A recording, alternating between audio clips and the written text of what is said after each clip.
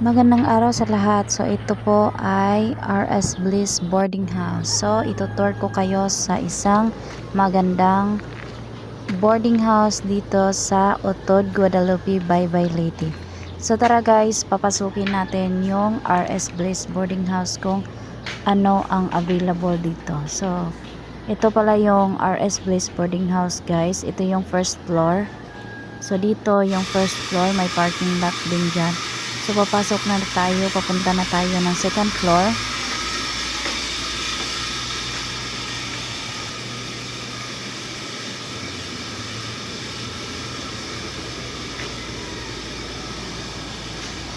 So dito sa second floor guys, may study table din dito. So ayan. Ito yung second floor guys ng RS Bliss Boarding House. So ito yung view niya guys sa labas. So ganito kaganda yung view ng RS Bliss Boarding House guys. So ngayon is pupunta na naman tayo doon sa third floor. So ito na yung third floor guys. So ito yung third floor ng RS Bliss Boarding House. So papakita ko na naman sa inyo ngayon kung gaano kaganda itong view ng third floor.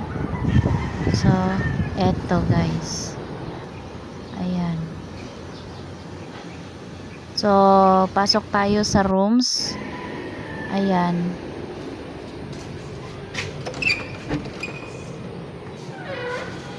So ganito guys, aircon to siya na room. Ayan, may cabinet na siya, may table, ayan, may electric fan. So ayan guys, tapos may sariling kitchen, pwede din kayo magluto dito, may sarili na din na CR. So ayan.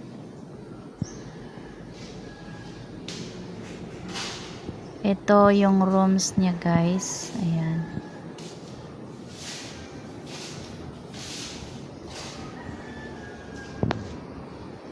May table na din.